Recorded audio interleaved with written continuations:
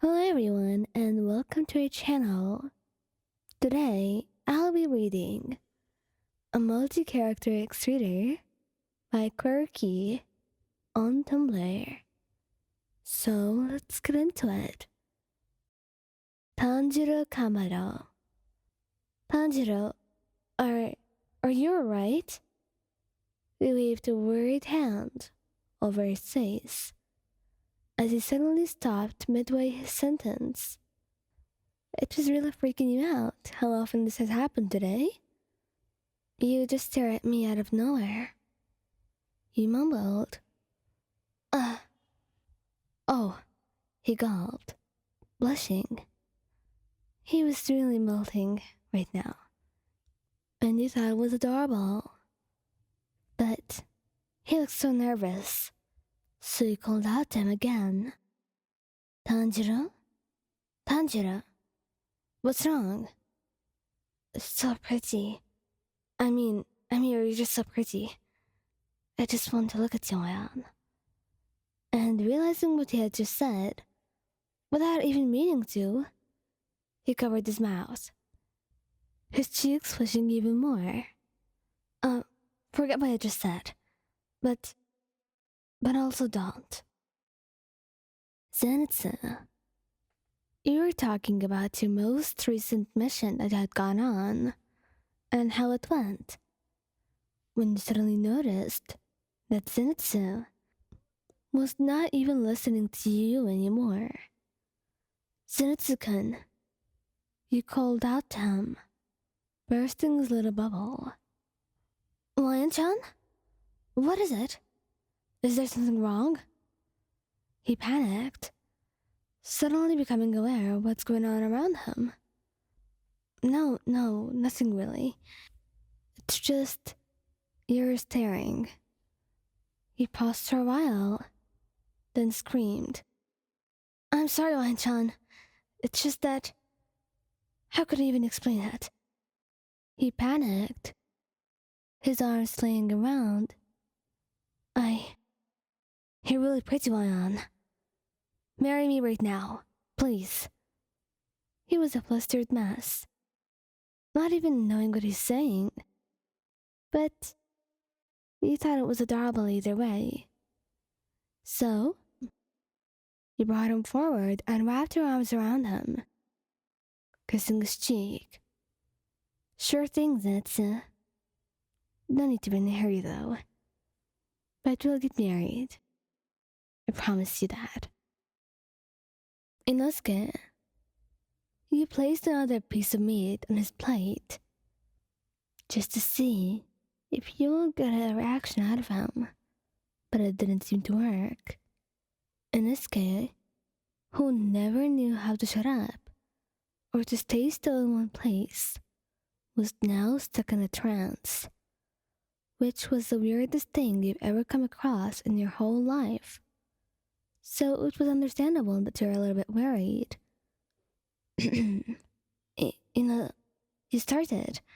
However, he's just staring at you bewildered, until he screamed and erupted. What are you doing to me, woman? He screamed, while jumping up and down. Perhaps just as how erratic he made his heart beat. Deep inside those fwa-fwa fields, as he calls them, he didn't know how to feel. He was very confused. But also, he knew that he liked being with you. Even though those fwa-fwa fields felt a little bit weird to him. But they were nice. He wanted more of them. Kyojuro, you were eating lunch together when you noticed that your bright, shiny, and very, very loud Kyojuro was unusually quiet this time.